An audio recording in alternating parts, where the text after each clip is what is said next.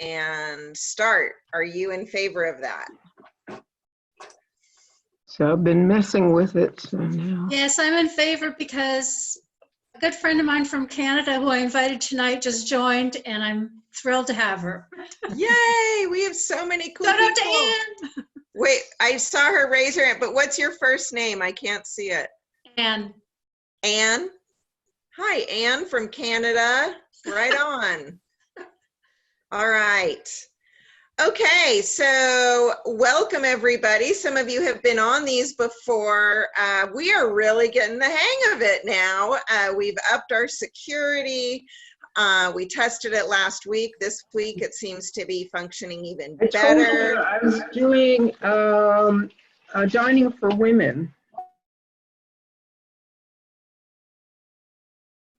Ellen, unmute yourself. I had to unmute everyone so that cut off Okay, background noise. if you can please keep yourself on mute, that would be appreciated. Sometimes we're not aware of the things that we're saying in the background and everybody can hear it. So if there are new people to the call, please, or to Dining for Women, please introduce yourself in the chat. The chat function is a little, it's a little speech bubble on your toolbar for Zoom. And when you click on that, you'll see a running typed messages from everyone and ask questions. Wendy will be monitoring that throughout the meeting. So if you have questions about a grantee or Dining for Women, please ask it there and we will definitely get it answered. Now, if you're wondering how you mute and unmute yourself, in the top corner of your own video, if you put your cursor over or your mouse over your picture, a button will light up that either says mute or unmute. And just click on that. Wendy also has control over your mute and unmute, so she may be muting you if there's a lot of background noise and you accidentally didn't have yourself muted. Okay, let me see. I talked about chat and I mentioned Wendy Fradlin. Wendy, there's so many people. If you can make it so that the speaker is central, or wave your hand so everybody can find you, Wendy, very easily. So the way you can do that, so you don't have to see the whole gallery, is there's up in your top right hand corner, there should be a button for either speaker view or gallery view. And that will change whether or not you're seeing the person talking or whether you're seeing all of the little pictures. You'll still see some of the little pictures up at the top, but so you can change that back and forth as you like. Okay, thank you. I forgot that it was a individual setting. So tonight we're very excited to have Riz here tonight. She is Riz Kwana is the person who was supposed to do the presentation 2 weeks ago, and it was cut off. We sent an email about this to everyone, but we're so happy that she has the boldness and the tenacity to come back tonight and try again to tell us about Uganda and her experience. So Riz was born in India and brought up in the Middle East. She currently lives in Delaware. Since a very young age, she was introduced to diverse cultures, and she's very open-minded and accepting of other cultures. And she explored a great deal of American and Canadian cities, as well as Asia and Europe. She has a strong monotheistic belief and is a practicing Muslim hijabi. She strongly believes in the basic fundamentals of Islam, which preaches peace and equality. She holds a master's degree in business administration from India. She's a two-time recipient of President Volunteer Service Award. She volunteers at Zakat Foundation of America, which provides help and support to local nonprofit organizations, shelters, and food banks, and also the Ronald McDonald House and the Sisterhood of Salam Shalom, and Mount Cuba Botanical Center. She's also active in her local mosque. She has 3 children, and she is trying her best to raise them in a prejudice-free environment. And that's one of the reasons that she serves on our Diversity, Equity, and Inclusion Committee. And so we're so grateful for everything that she brings to Dining for Women through our National Committee of DEI. And I'm thrilled that tonight she will be presenting our featured and sustained grantees. Hi, everyone. Thank you so much, Bethel, and you made me sound so much cooler. I'm not that cool. And my daughter's over there, and she's agreeing to it. She's nodding her head, yeah, Mom, you're not cool. You are cool. You are very cool. But Bethel, and yeah, thank you for the wonderful introduction, and welcome, everyone. And I'm so glad that you're all joining us this evening. My name is Rizwana. I also go by Riz. I live in Newark, Delaware. And before we begin, I want to send out peace and blessings of good health to everyone at times like these. So I have been with the Dining for Women for 3 years now. For 4 years now. And with the Diversity, Equity, Inclusion Committee, I've been working with them for the past 3.5 years. So I would love to talk about what I do. I'm very passionate about diversity and equity and inclusion, but we'll talk about that a little later.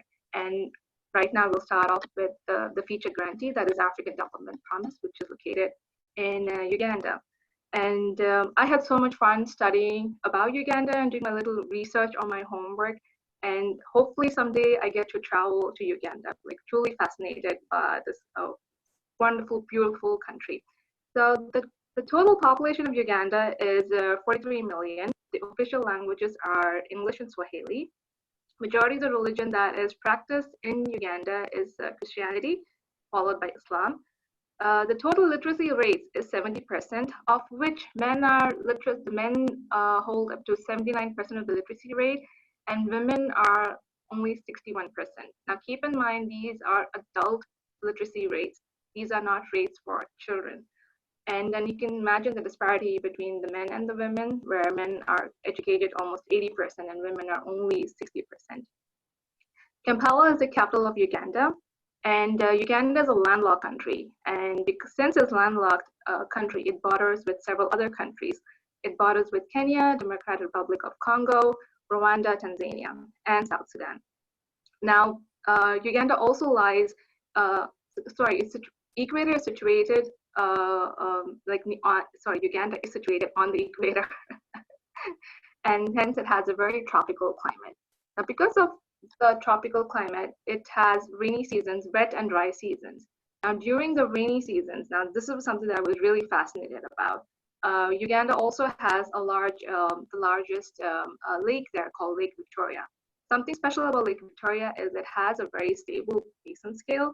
I'm not sure what that means, but I think it means that it has a very stable basin. And because of that factor, rainfall is actually falls in a very rhythmic pattern. So I found it very fascinating that at the morning time, the south side of Uganda will receive rainfall, and in the afternoon time, the inland and the highlands will receive rainfall. So it was like, if you want to plan your day around the weather season, I mean during the rainy weather, there's a time sheet right there. You don't have to look at just have to look at your clock and just manage your work. And so I found it very interesting. Now, the public sector is rated as the most corrupt in Uganda, and most of the transportation that is done in Uganda, 95% of the transportation is all roadways. Now, there is a very interesting factor, the roadways connected to the founder of African Development Promise. So African Development Promise, the grantee this month, was founded by Monica Brown in 2014. She was born in Seychelles, and she spent a great deal of her childhood in Uganda. ADB was set up in the Wakiso district of Uganda in 2015. What they did was they went out and worked with a group of women who were worked with a group of women who were selling mushrooms at their church. The government was also encouraging for the consumption and for the cultivation of mushrooms. The consumption of mushrooms for the nutritional values, and the cultivation because of the less resources it takes and the high or the quick maturity rates where the mushroom grows at. Especially when you compare growing mushroom against the cash crops that would require far more resources and which would require a lot of more space. Now, ADB not only would facilitate these women with the growing mushrooms, it would also work and train with them how to get the best price by cutting down their losses and increasing their profits. And one of the ways they did was to make their own mushroom gardens or their spawn bags. This was one of the things that they found out during their during the survey that they took, that what was the most expensive thing that was hurting these women farmers were buying the spawn bags from the other farmers. So they were able to make their own bags. That way they can grow their own mushrooms and also in return sell these sell these bags to the other women who wanted to try to do that. Now, besides helping them grow, they also work with the local government, local businesses, and other NGOs. And so this works more like a collective program, not just ADB, but the other organizations work together. They would also help them, help these women to dry them through solar drying kits. That way they can even sell them to during off seasons or during if they have to be moved out to further markets that are away from the Wakiso district. Besides farming, they also train these women with sewing or tailoring programs and also help them with computer literacy. The next phase for them is not only to, besides growing mushrooms, they want to get into contract farming. So this will provide a more steady source of income for the women. Also, one of the other things that they're focusing on is about growing soybeans. Along with soybeans and turning it into soya flour with mushroom flour to make a fortified flour and to sell them at schools and hospitals for the kids. So if we are on time, hopefully I'm on time, then maybe we can watch the video.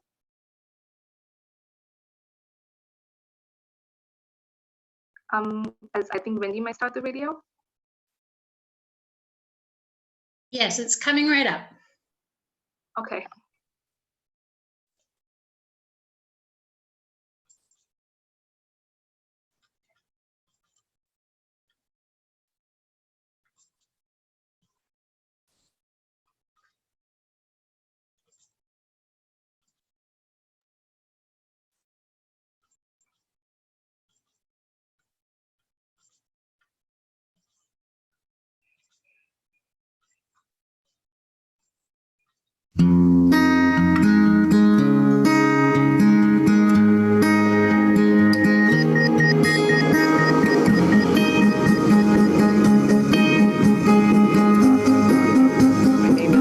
Labiche Brown, and I am the founder and executive director of Africa Development Promise. The organization was founded in 2014, and that was as a result of my coming back to Uganda, a place where I grew up and lived for 15 years.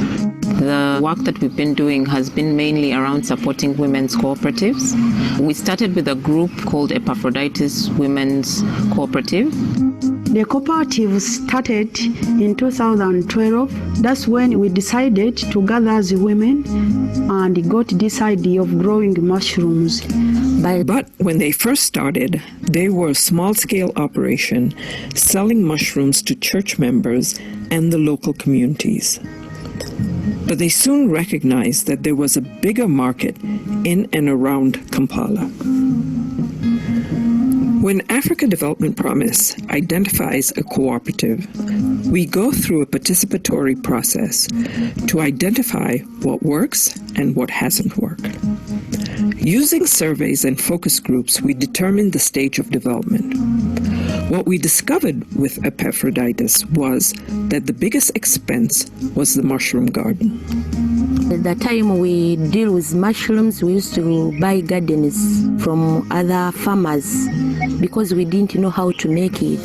So we partnered with National Agriculture Research Organization to provide training to the women to make the mushroom gardens, so that in this way the women would then have the skills to be able to make the mushroom gardens themselves, and then in harvesting the mushrooms they would then be able to fetch a larger profit for the mushroom. Now the women had two streams of income. In addition to growing mushrooms for sale, they could also sell the mushroom gardens. With the profits and confidence that they had developed, they were ready to expand their business. With support from Africa Development Promise, we facilitated the construction of a larger, more modern growing facility, and to avoid post-harvest losses, we supported them with the solar dryer. In addition to infrastructure support, Africa Development Promise has trained the group on critical governance, leadership, and business management skills that allow them to successfully operate a viable business. As the cooperative becomes stronger, they have attracted and recruited an additional 10 members, thus better able to leverage their influence with the local community and public officials. In fact, Epaphroditus is proud that they have 2 members who ran for and were elected in the 2018 elections as the women representatives on the local council for their respective villages. Success builds success. The women have now branched out into piggery, and they want to make sure that every member has a minimum of 2 pigs. Also, most recently, they have taken classes on how to attractively package, seal, and label their products so that they can sell easily. The next phase is to start an outgrower scheme, also known as contract farming.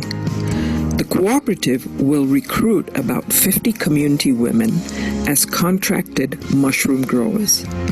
This will allow the cooperative to boost its mushroom production, while also allowing the outgrowers the opportunity to gain a sustained income.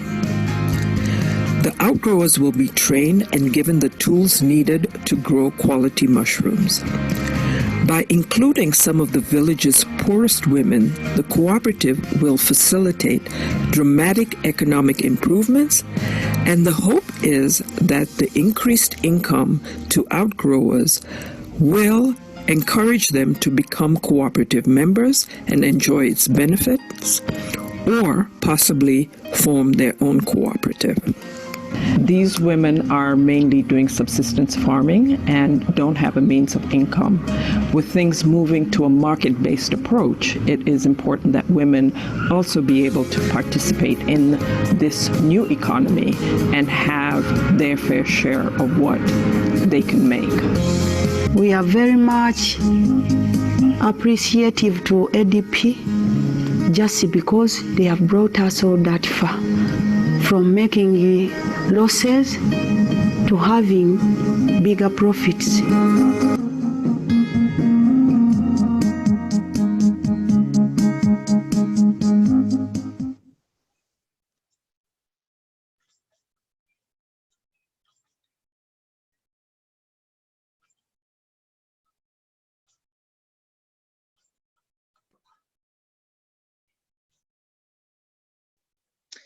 I wanted to add a couple things about ADP, just on what's going on with them now. Africa Development Program, they have temporarily closed their offices to help decrease the spread of COVID-19.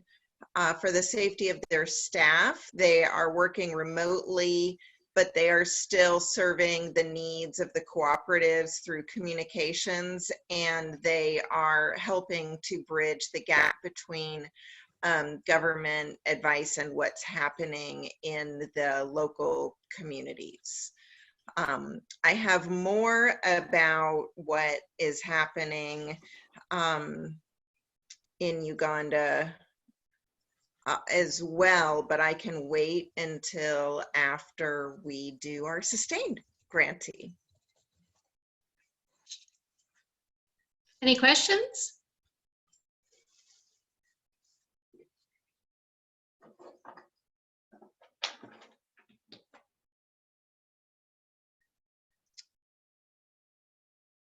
Riz, do you want to share anything about the sustained grantee? Oh yeah, sure. I was just waiting for if somebody had any questions. Okay. And before we get to the sustained grantee, I just have like a fun fact that I wanted to share with everyone. Would anybody know what is the mushroom capital of America? No. Anybody from Pennsylvania? Kennett Square. Yeah, yes, I knew somebody from Delaware would say that. Yeah, so this was something very interesting I came to know. I was doing my research on mushroom farming, about why is it that many farmers in Uganda are doing this, and it's not only African Development Promise, but if you just Google about mushroom farming in Uganda, you would see there are many organizations that are doing it because it's very successful. And it's also, again, the nutrition value that it provides for the families and for the people, and also as a business. And that, with all that research, it brought me to the mushroom capital that I came to know. That's like right next door.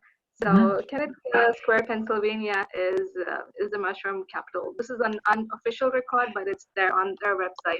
At least they claim that they are the mushroom capital. And Riz, sometimes you can smell it, and so you know that they grow mushrooms. Yes. It's always in the air. Yeah. Can you give us the budget? Do you have the budget for this project? How much are we giving them? Riz, do you have the budget in front of you by any chance? I think it's a standard amount. That's the fixed amount is 49. Yes, Okay. 29. I'm sorry. Yes, it's the same amount. I'm going to put it up on the screen for you, Riz.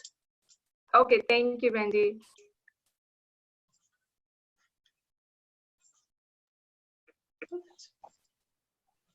And this is for There it is. this It's is a $45,000 project, and you can see what that money will be used for.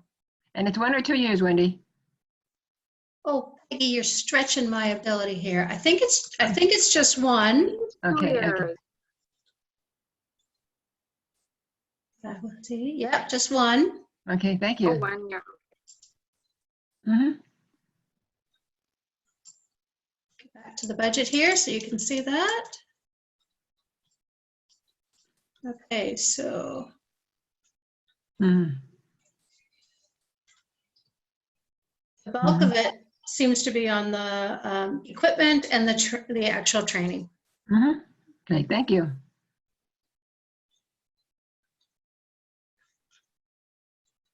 Feel free to add any questions into the chat.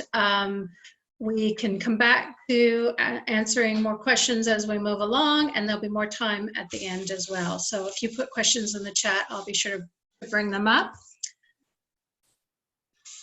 But since there aren't any more right now, Riz, maybe we could go on to the sustained. Sure.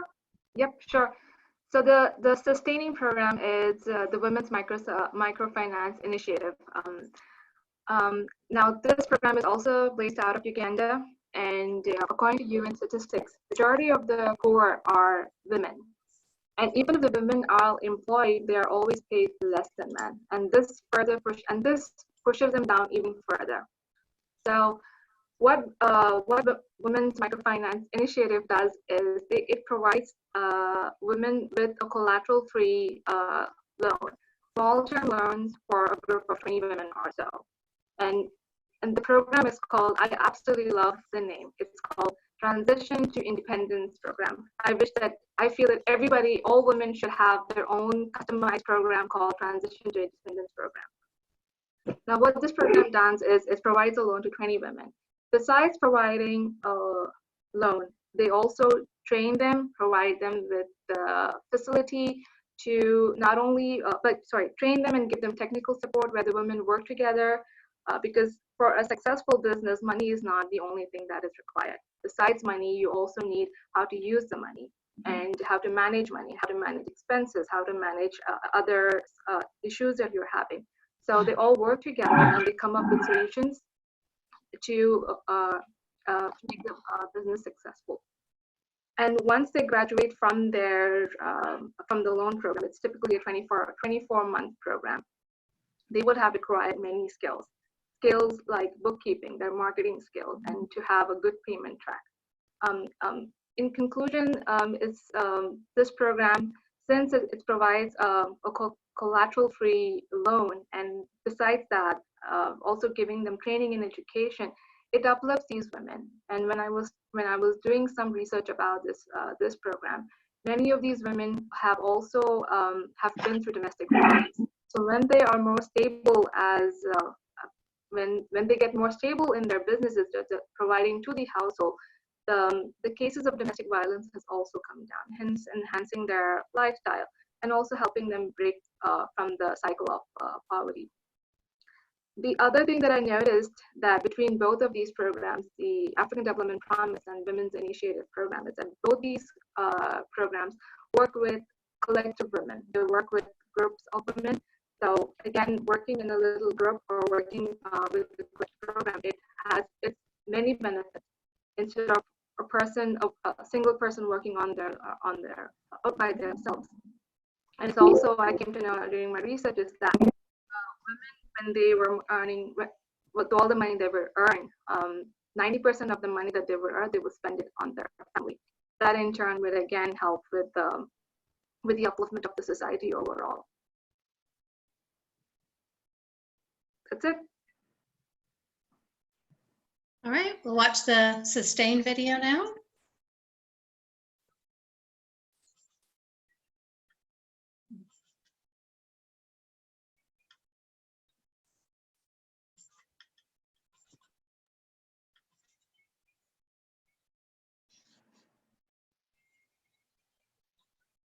Every other Saturday, the headquarters of the Women's Microfinance Initiative in Biobo, Uganda, overflows with hundreds of rural businesswomen who have come to make their loan repayments and meet with their Solidarity Group members. The local coordinators track loan repayments and I'm going to start that again. It seemed like it didn't start at the beginning.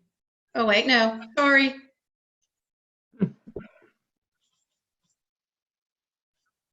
I guess it does just sort of start suddenly.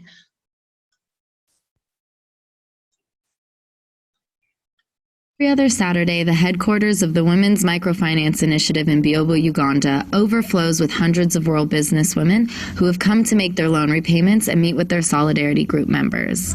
The local coordinators track loan repayments and update the loan groups on their finances.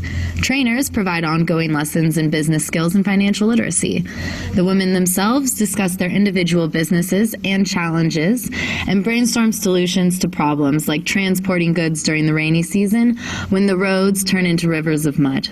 By encouraging one another and leaning in on each other for support, these rural women have successfully launched rural businesses with the resources provided by WMI. WMI was founded 10 years ago by 7 businesswomen in the Washington, D.C. area. Their vision was a grassroots loan and business skills training program run by and for rural women in East Africa. For the past 10 years, the local program director, Olive Wulimbwa, has led this vision. Under her leadership, the program has grown from 20 loans totaling $2,000 to over 45,000 loans totaling more than $6 million. This expansion would not have been possible without the support of Dining for Women. This loan program is critical to rural East African women as there are few jobs available to them in the formal economy. With little training, minimal access to transport, and their daily household duties, it is almost impossible to pursue formal employment. This means that self-employment is the only real chance for a rural woman to earn income to support herself and her family. WMI loan hubs are located in these villages where rural women live and work so that they can have easy access to WMI services. I am Olive Wulimbwa, the director of the loan program in East Africa. The program, people in this community were really suffering, especially women. Women used to suffer. You lack even what to feed children on. Children go to school barefooted. Having one meal in a day. Women, the dressing of women were really poor. So when the program came in, ladies came, got loans, they started businesses, and now their families have changed. In fact, you find a child very happy when he's going to school, dressed in shoes, has school uniform, has books and pens, which was not the case before. Domestic violence in the families was really rampant. You find almost every home people are quarreling, people are fighting, women are divorcing, going to their homes, complaining on LOC courts, local courts in the village. You find there people every Sunday. But when the learning program came in, women started doing businesses, women started contributing to family budget. Now domestic violence has reduced. Thank you, Dining for Women. It would not have been possible without your help. Thank you, thank you, thank you so much. Thank you, Dining for Women, for believing in the rural women of East Africa. What gifts can I give the great donors? What gifts can I ever give the FW? What gifts can I give the great donors? For having a vision of a rural woman and came along to do this.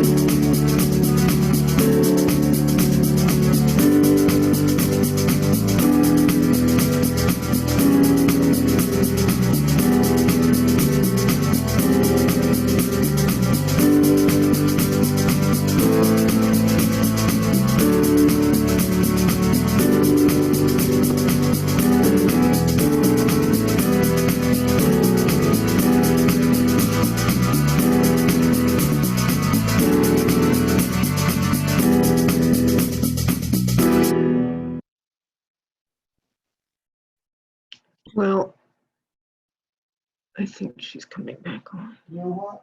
Huh? Come on now. Oh, come on. I just said something. My picture's finally on. I don't know what I pushed. Okay, thank you for the video. Right before we go to any questions about that, I just want to tell everyone, first of all, I'm Beth Ellen. I don't think I introduced myself in the beginning. I'm the CEO of Dining for Women. We're based here in Greenville. We're the largest giving circle dedicated to international global gender equality. And I wanted to let you know that the reason we think it's so important that you see the videos for the sustained grantees is because these are grantees. Yes, we've had them in the past, but the reason we're giving them 3-year grants is because they have done such incredible work. And we really encourage you to dive deeper into those organizations. We do give you more material now for the sustained grantees than we used to. Dive deeper with them because these organizations are extraordinary. And I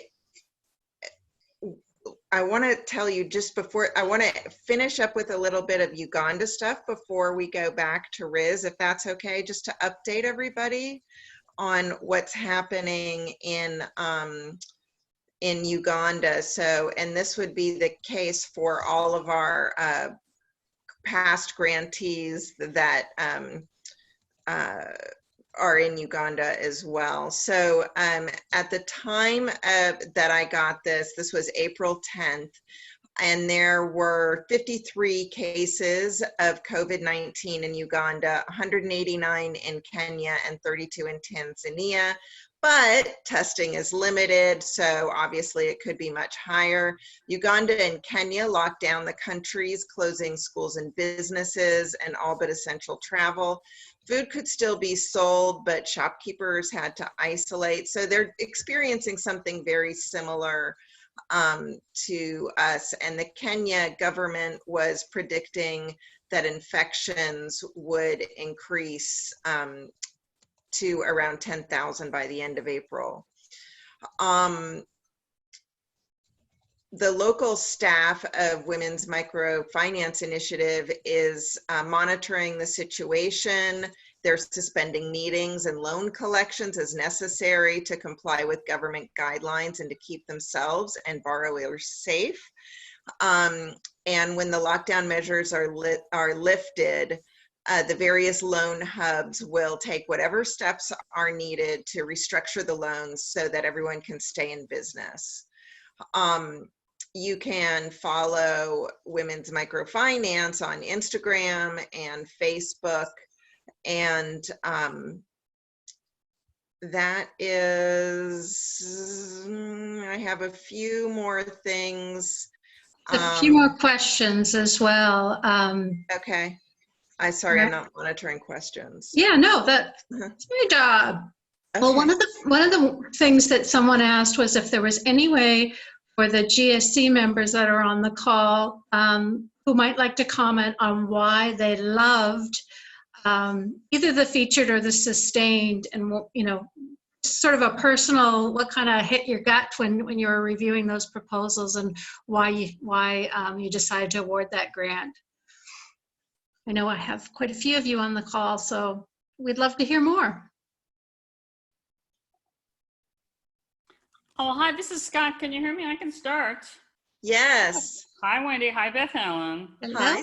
And hi, fellow GSC. So I'll be really quick and others might talk, but I also want to say I actually had the really good fortune of meeting Monica, who's the director of this program by coincidence. And she was incredibly impressive when she described this project. It was after we had decided to fund it through another organization. And so I really felt we had made a fantastic decision. But I know two things that I remember from the decision.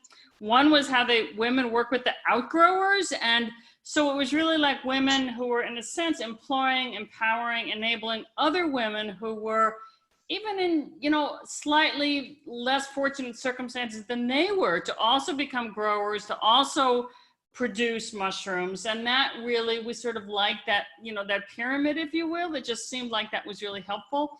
And the environmental sustainability of the whole thing was really very significant. Also, there's so much farming there that isn't really sustainable, and this really seemed like it was. And I know those are two things that really struck us. It hit a lot of the good, it hit a lot of the right marks too in terms of size. The women they were working with didn't seem to have help from other NGOs. Sometimes we get groups that have lots of other NGOs supporting them, and we really didn't feel that way with these women. I think we're really a big deal for them, and it was really valuable and important for us that we could help them.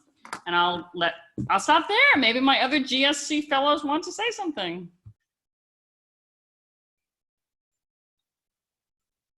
Hi, this is Christy. Oh, go ahead. Go ahead.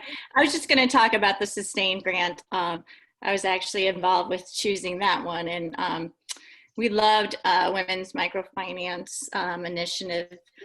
One of the things that sticks out the most was that these loans would get them in the formal banking system in Uganda, which is just huge if you know anything about women's rights, and they don't have this access. And so this was a way for them to prove to the banks that they were able to sort of pay back their loans and sort of get that credibility. So we thought, even with like the short term, but long term, to just sort of start that relationship with banks, for the women to start that relationship with banks was very important.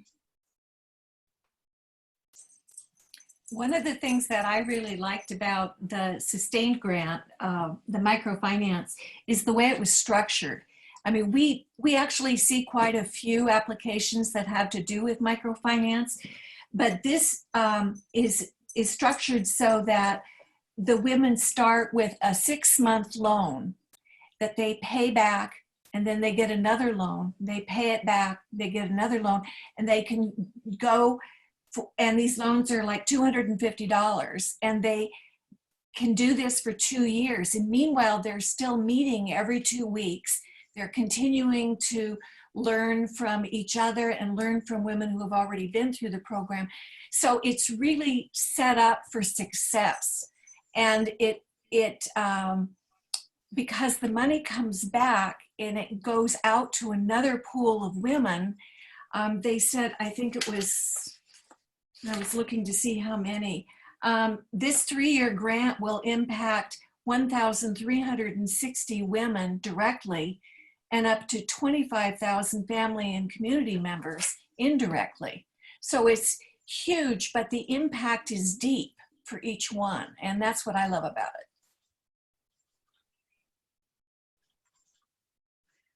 Any other GSC want to add something?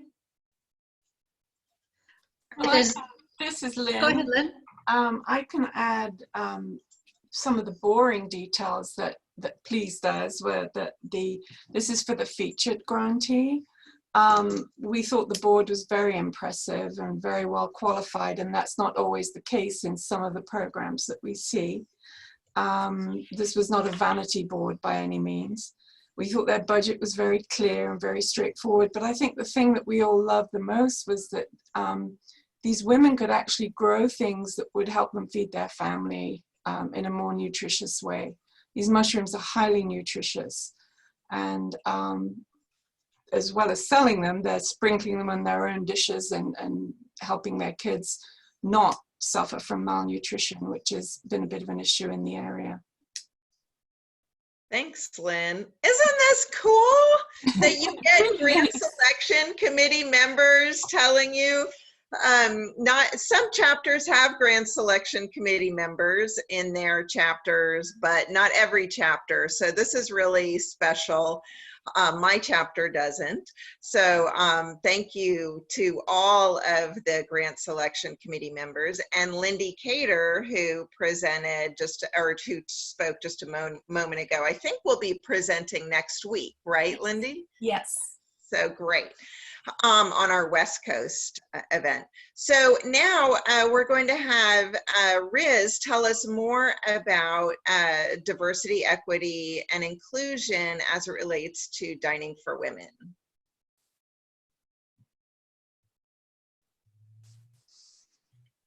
Okay, so this is my stuff. I love this stuff.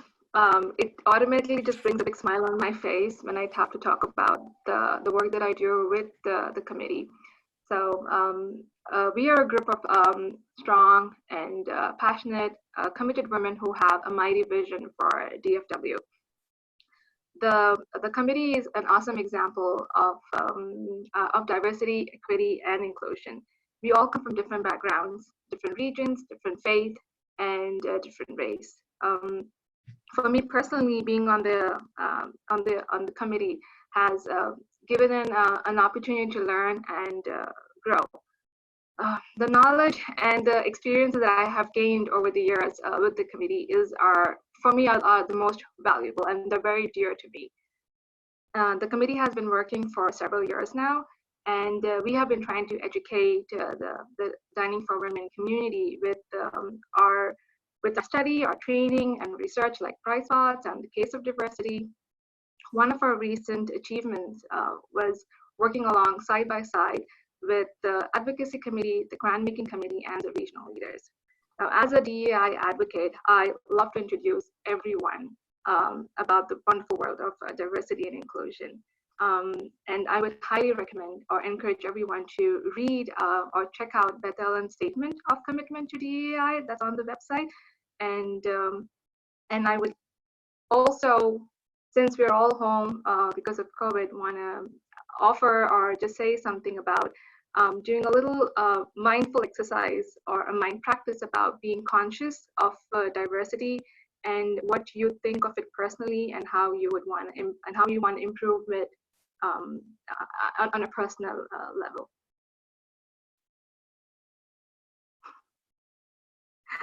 Just a small exercise. Do you want people to list something in the chat? Sure. I mean, I don't know how open everybody would be about it, but when I would talk to my kids, for instance, about diversity inclusion and about biases, for example, I would give them very simple things that, for me, I would talk about clowns, for instance, that when you imagine a clown, and what would you immediately think of? And like I would say, when I was young, I really enjoyed clowns, but as I'm growing older, and when we see clowns coming in horror movies, it's kind of like, especially the recent movie It, where with the makeup and the music and everything, clown is supposed to be more funny and in a joyful thing, has become a more of an ominous thing. And that has slowly changed the perception for me over time of clowns, for instance. I mean, the perception of clowns has changed. So when I talk to my kids and then I say to them that, well, when you think of clowns, you think all clowns are evil and, you know, trying to go get the kids and grab them to eat, and then they go, no, not really. But that's how the movie portrays. So this is how I get my kids to, you know, open up their minds and go and ask them to look beyond the pictures, look beyond the media, or look beyond the music, or anything. Think and do your own, try to analyze by your own self, that what is it that you feel. I feel that every time you have a thought in mind, it comes with an emotion. And many people don't realize what that emotion is. That when I say clowns, and I want you to think of the emotion that you feel. Do you feel angry? Do you feel scared? Or do you feel happy? Do you think it's silly? And if it's anger, or if it's anger or hatred or dislike, and then you would self-analyze and you would think, why is it I feel that way? Why is it I have that emotion? Something that I need to do about this emotion. I know it's a negative emotion, so let's work on this emotion. Let's work on my emotion to make it feel better, because we all know not all clowns are evil. Clowns are supposed to be happy and bring joy. In fact, when I was a kid, when I went to the circus, I loved clown. I wanted to be a clown. I grew up with brothers around my house, and we were always tumbling around and fooling around. And we imagined that we were part of a circus. So, but slowly over time, the perception has changed. Now I freak out. Even if I see a red balloon, I freak out. I know it's so silly, but this is what, it's just a perception that constantly seeing a clown with a very scary face and blood and all that, it kind of made me have like a negative image of clown. So it's just a very simple mind exercise that everybody can practice with their loved ones or with their kids in their free time, to pick something that you feel, pick the emotion, not only think. You need to analyze the emotion that you have with the bias or with that, and then try to hopefully change it or enhance it to make it something better. Be accepting. That's it. Thanks, Riz. Someone just said she loved clowns, but it freaks her out. So yes. So I think the overall message here is that we all have responses that are influenced by outside forces, and that we need to be aware and analyze it. So thanks, Riz. There's been a lot of really intense work done on the DEI committee, and it really is helping to lead Dining for Women into bigger and better things. Wendy is putting up a poll now. You should have a poll that has popped up into your screen, and it says, is your chapter holding virtual meetings? Would love to see how you answer that. You press, I think that we would start seeing live answers. Are you all seeing the, nod your heads if you're seeing the poll. Mm-hmm. Okay, yes. Okay, good. Some people not seeing the poll. I'm not sure how that comes up. It should just popped up in the middle of your face. Yeah, it should just pop up. So one of the things that we really want to bring people's awareness to, and we would love for you to share this with your other chapter members, is that just like many businesses, Dining for Women is a business with a heart, but we are definitely seeing the fundraising effects of coronavirus as our chapters are not meeting. We've seen about a 75% drop in checks. And so if your chapter typically writes checks and isn't on recurring donation, this is a great time to get on recurring donation. Or there are, Wendy will put up here to where to send your check. It's also on our virtual meeting page if somebody just wants to send their individual check, not with all of the other chapter checks like a chapter leader usually does. So I just wanted to let you know about the current situation, and we appreciate that so many people are in challenging financial situations now, and we want everyone to continue to be a part of Dining for Women, regardless of their financial situation. Please come be a part of the meetings. Please join advocacy. Come to the virtual meetings and have your own virtual meetings as well. It's really important, I think, for our Dining for Women community that we're all checking in with each other. Please check on your other chapter members, see how they're doing, making sure that people have what they need. The Dining for Women is a community that for some chapters, it automatically has turned into a caretaking environment where people are really supporting each other. For others, it's more social and people don't know each other as well. But this is an opportunity for us to really deepen our connections with people and to reach out and personally touch base with chapter members. And I am trying to do that as much as possible. And I hope that you will too. And I don't know of any Dining for Women members so far that have been sick with coronavirus, but I am sure there are. And we just are really thinking of them and want to make sure that they have everything they need. So if you know of someone, please let us know. I have a question. Yes. Are we ever in danger of not having enough money to give our grantees and sustain grants? We, the board and I and our staff are looking at all the possible situations. We are, we send out money shortly after we raise it, within a few days. And so it definitely fundraising is being impacted. But we are so far only 4 weeks into this crisis. For, as far as the impact on a nonprofit or impact on businesses.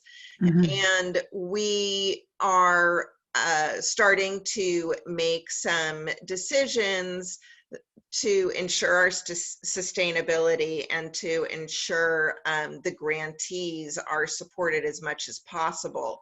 And we will be making some announcements about that within the next week.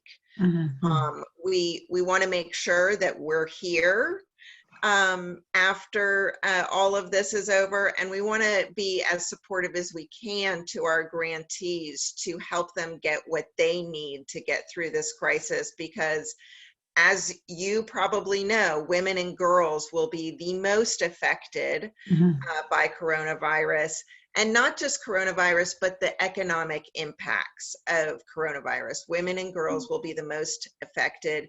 We expect to see gender equality efforts, the strides that we've made in the past few years, we expect those to be set back very far. And so Dining for Women and all of our grantees are going to be more needed than ever after this. And I think that it's really interesting that a crisis like this, it's a world crisis. And so we're able to see that our futures are completely bound together. What happens in Kenya with coronavirus and Uganda is important for us to know, and it affects us. And there aren't as many clear connections throughout the world that we see on a daily basis as we're seeing now on how our futures are bound together.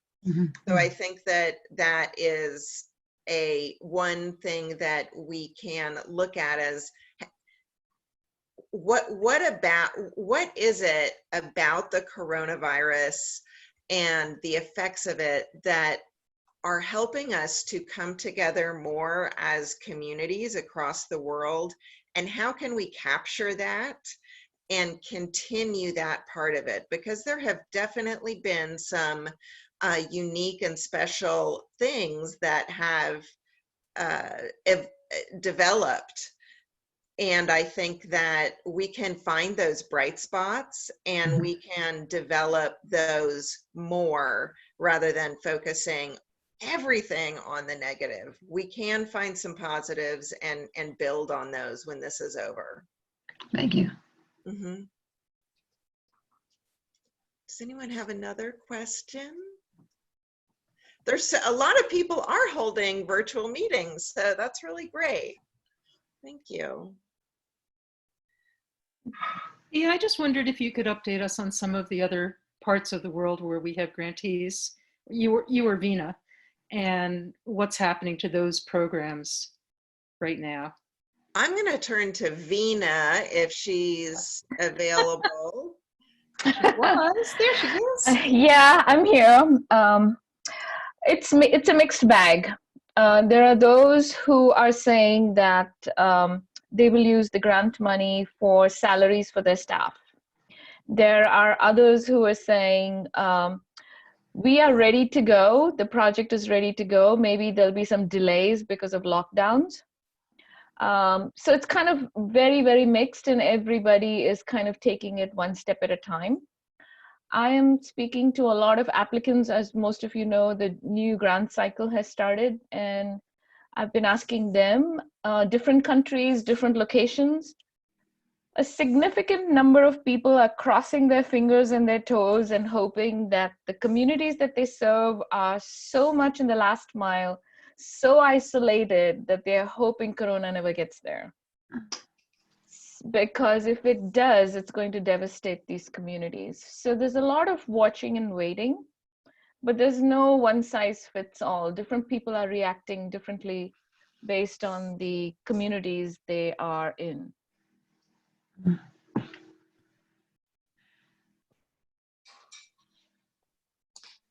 So Vina, this is Lynn.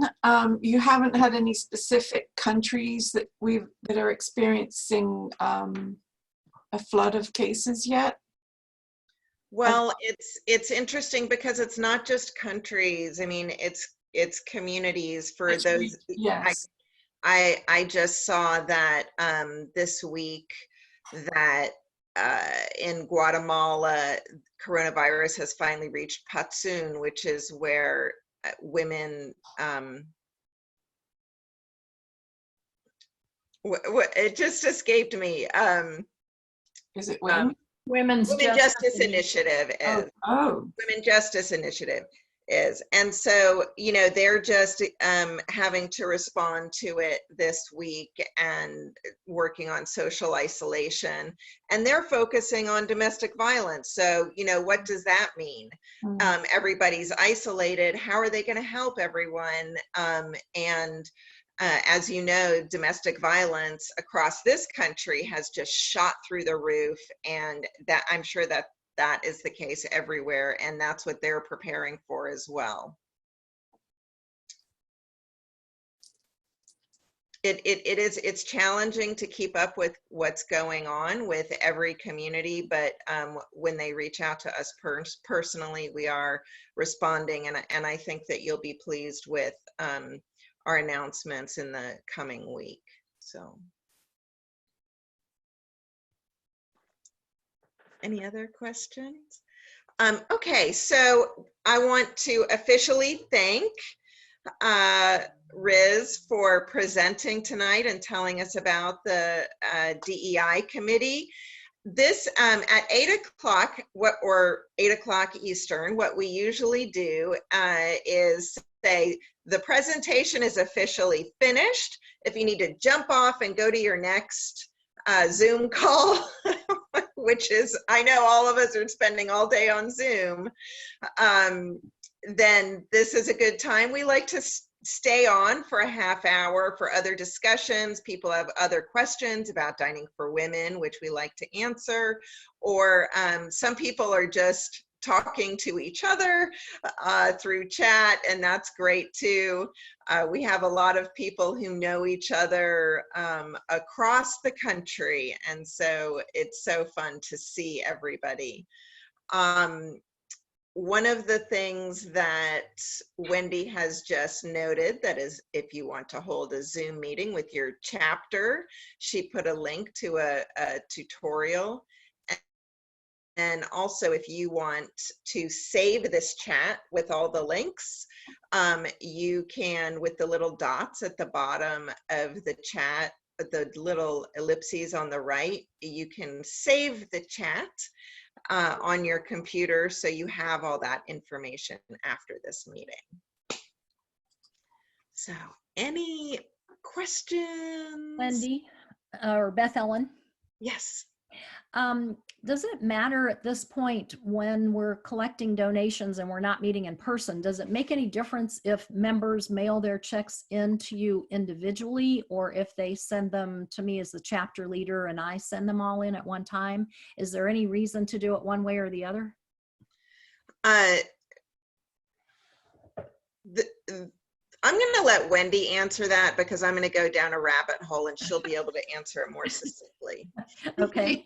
No, there's really no difference. Just make sure that they understand they need to send it into the lockbox, like where you send checks. Yeah. But there's really no difference, other than it might take a little extra time for us to get the checks, because they have to mail to you and then you mail to us. That It doesn't was matter. Okay, that was my thought process. So it's a little faster if they just send it directly to you. Okay, thanks. For some chapters, I know they've told me that their members are more comfortable sending it to their chapter leader. It's easier for them. It doesn't matter. Either way is fine. All right, thanks. You're welcome. Hi, Beth Ellen, this is Kathy. Could you just go over the DFW travel program?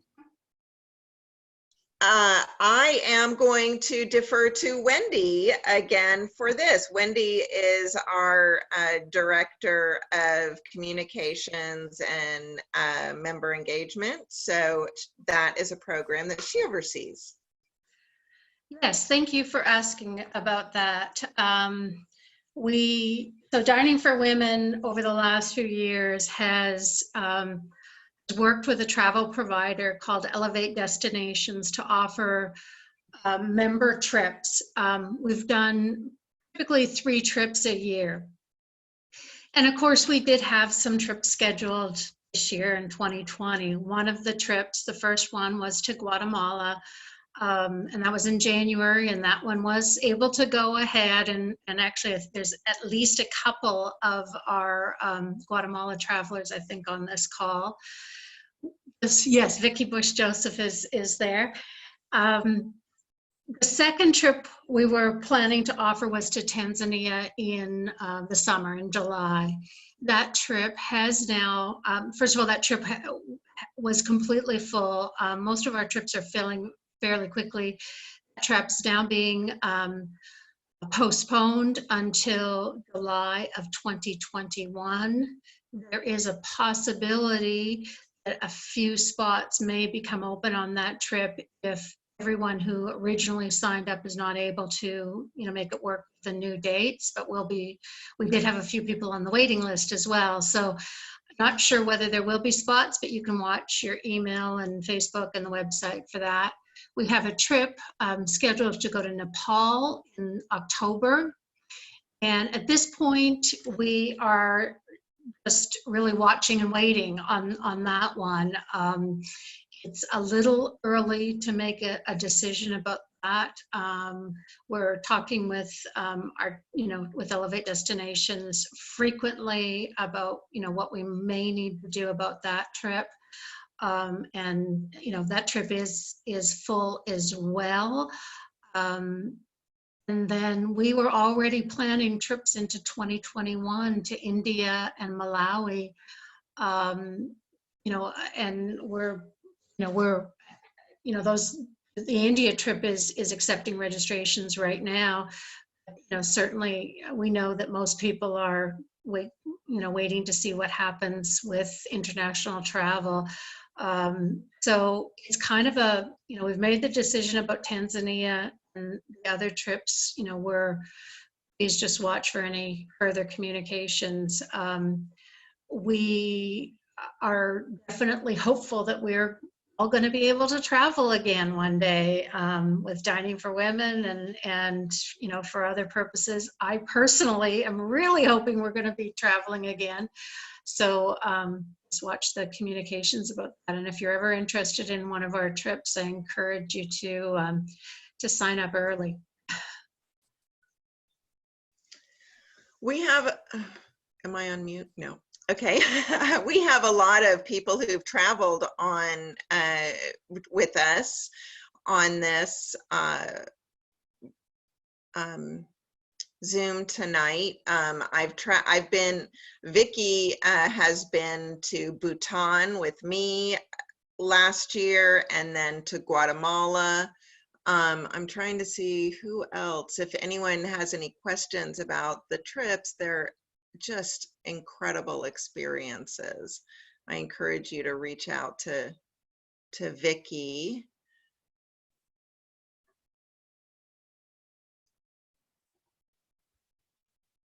Does anyone have any other questions about Dining for Women? Bye, Karen. Does anyone? Yeah, I do have the Peace Corps situation. I mean, any upgrades on that? I mean, hopefully it's going to continue. But someone volunteers who have just come home, and they probably would love to join. But anyway, that we can get in touch with them or anything. You know who would be a great person to update on the Peace Corps is Scott Osborne still on? I can't tell, because her daughter was actually brought back. Mm-hmm. She was in the Peace Corps, and her daughter is in the Peace Corps and had to be brought back. I know they had to be brought back, and then they had to be quarantined for 2 weeks away from their families. I really don't know what happened after that, Peggy. I'm sorry. I would have to go to their website and see how they're doing. I know that some people were disappointed to have been brought back, but I also have a lot of respect for their director, Jody Olson. Jody Olson, thank you. Yeah, Jody.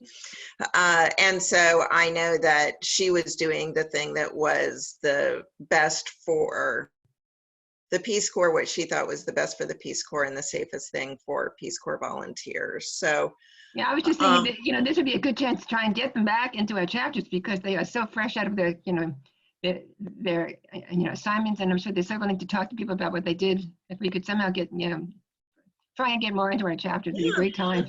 Peggy, one of the challenges that we've had is that the National Peace Corps Association, it's very decentralized, and the affiliate groups, you really have to develop relationships with the affiliate groups directly, which some of our regional leaders have been able to do. Otherwise, NPCA will really just give us, tell us to go to the website and see we can't get email lists or that kind of thing, because of their, it's the same thing like we wouldn't turn over our mailing list to another organization. So regional leaders are making contact with affiliate groups in their areas. It takes very much that, kind of individual approach. Yeah, I know that's always been a problem. Anyway, thank you. Yeah. Bye, Vicki. Okay, so what do we do on our trips? I saw someone ask about our trips. We do many cultural things, but we spend a lot of time with grantees depending on the trip. The one that was just in Guatemala, they actually lived at the for a week, with more than a week, with the at the lodge of the grantee, and worked with the women and girls and volunteered with them during that entire time. Other trips were traveling around the country, meeting with grantees. When we went to Bhutan, we saw they have sites throughout the country of Bhutan, so we visited several of those in various areas, while we were also doing many cultural experiences and experiencing food and learning how to weaving classes, art classes. We had an herbs class on the first trip I did with Guatemala, where we learned about medicinal herbs, and they're extraordinary trips. The tour guides are phenomenal. Any questions about those?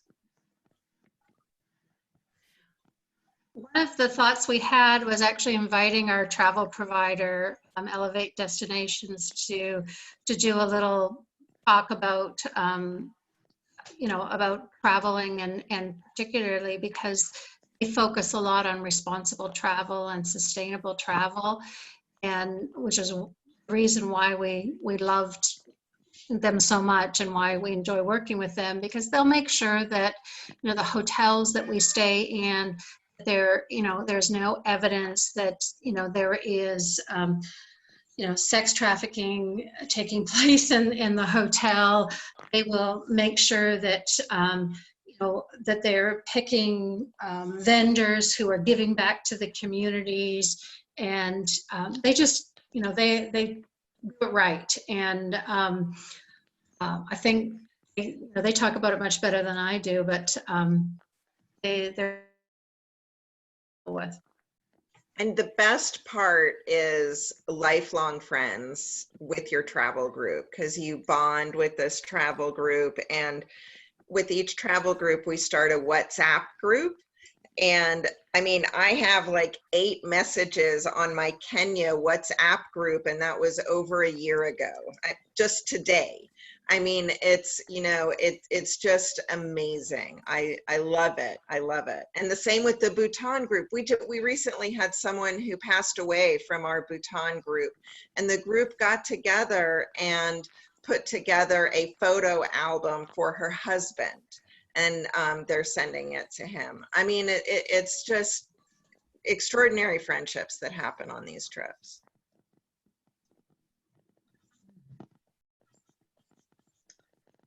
Any other questions? Okay, Leslie.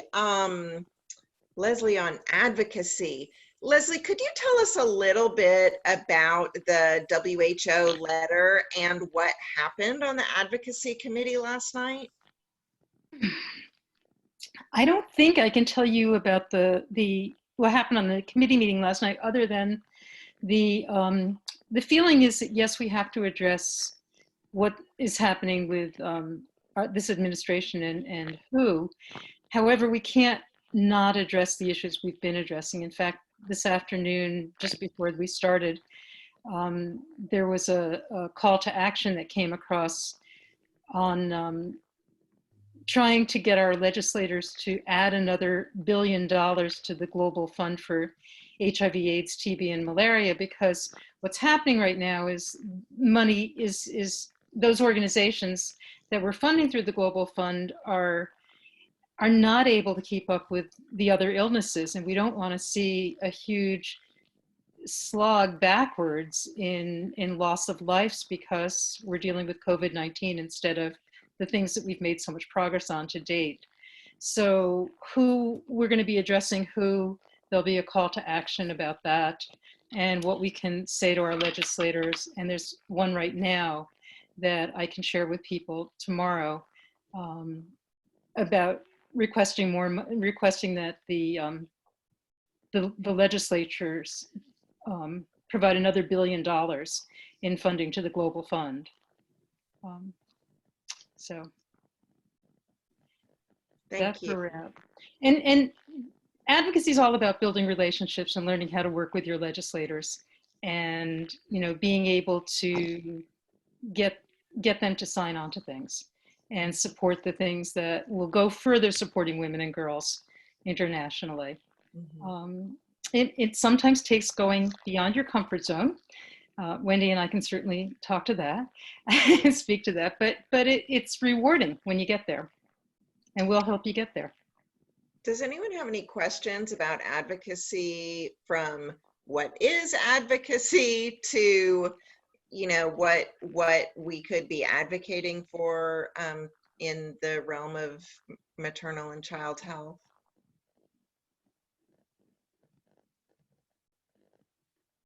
No? Okay. Well, it's really exciting, I think, that what's happening with advocacy and what is our partnership with Results. And I love what Leslie came up with to name the chapter. It's the DFW Advocacy Chapter with Results. And because the organization is named Results, but the great thing is you actually will see what the results are from the relationships that they help you form, and how far we get in advocacy. So I really encourage you to check out the monthly meeting. It's on our website, and we advertise it on Facebook, and it's always in the Dish, the newsletter, the Dish.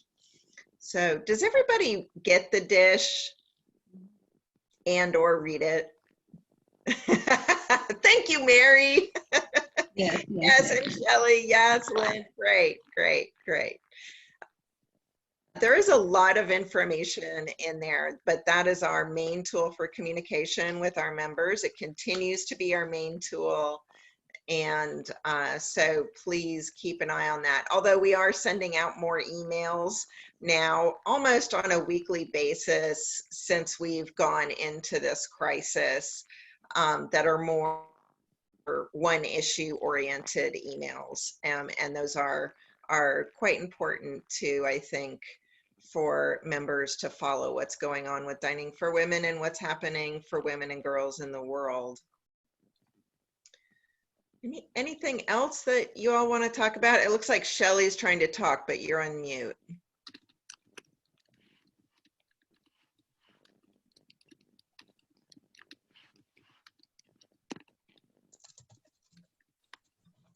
Do you see how to turn off mute there for yourself, Shelley? Yeah, I can do it.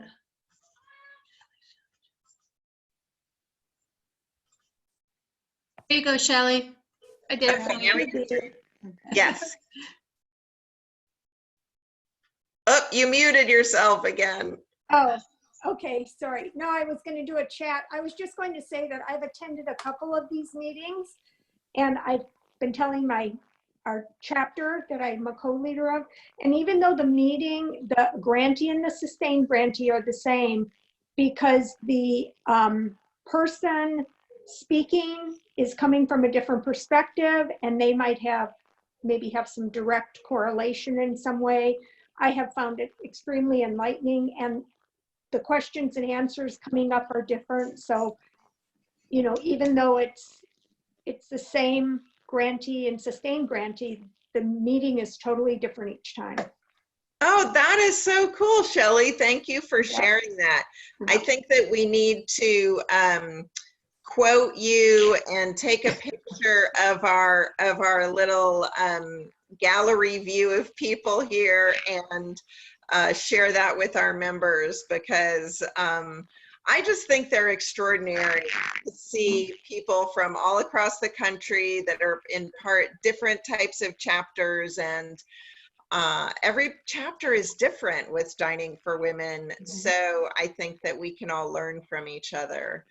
And I think one thing I've been thinking that would be interesting is to have a question that everybody can think about going into the meeting, and then people answer it in the chat throughout the meeting.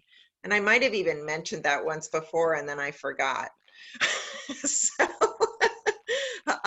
we'll try to do that, but I think that that could be really interesting. But Shelley, you do get lots of points for attending many meetings. The other thing, Beth, that keeps coming up every meeting, and I can't remember who brought it up, maybe one of you, is people miss the dinner affirmation, and we keep forgetting to do that. Because we keep going back to the same agenda. So yes, we need to do the dinner affirmation. We need to have a question that people can discuss on chat and during this time as well. Any other ideas or questions? We're totally open to ideas.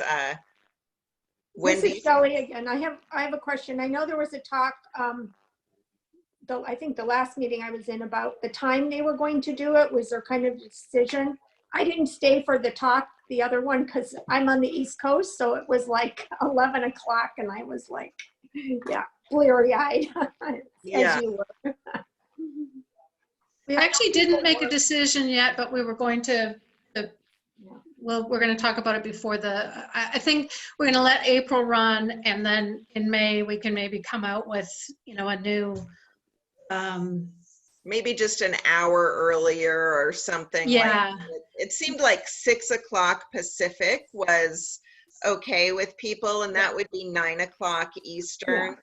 Yeah. Which for Wendy and me, it's just an hour difference between 10 o'clock and 9 o'clock, but I think it will make a big difference in our ability to have energy for everyone. So we'll try and poll everybody again next week, and then make a decision, I guess, for May. And then the last week of this month, we haven't decided for sure what it'll be yet, but we figure by April 30th and 4 Thursdays on the April grantees, people might like something different. So that's going to be kind of more of a different virtual meeting where we'll maybe take a topic or an issue, or maybe ask one of our recipe curators to do a cooking demonstration for us, or get somebody to teach us more about how to use Zoom, or whatever. We're open to suggestions for that, and just to be able to offer you something a little different. All right.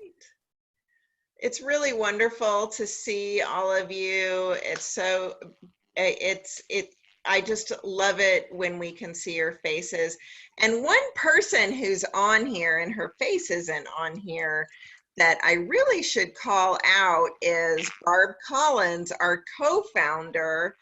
And so because I didn't see her face, it wasn't popping up to me, but I'm pretty sure that Barb is Barb Collins, and we'd love to hear from you, Barb, if you just want to say anything in our last minutes of the call.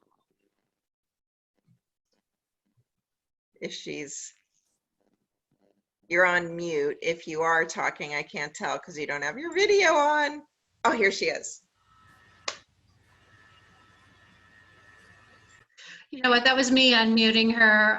She may have stepped away. Okay. Oh, well, I should have caught her earlier, but since I didn't see her face, I didn't realize she was on. Well, and I'm not sure if that is her, because she did come on as Barb Collins, I thought, earlier. But anyway, well, it's been a great evening. Thank you so much, everyone. We're going to wrap it up. Riz, thank you so much for doing such a great job. And I'm kind of looking at you down that way in the Brady Bunch little squares there. But I'm so grateful that you came back again and did such a wonderful job. And this group got up to 90 people tonight. So congratulations. That was wonderful. Thank you guys, everybody came. Yeah, I mean, I'm really happy everybody could come and, you know, give us And you another can chance. tell your daughter you are very cool. Because all these middle-aged She was like, no, and she's like nodding her head, not cool, not cool. Moody All teenagers. right. Everyone stay healthy, stay in touch, and we will see you on a meeting soon.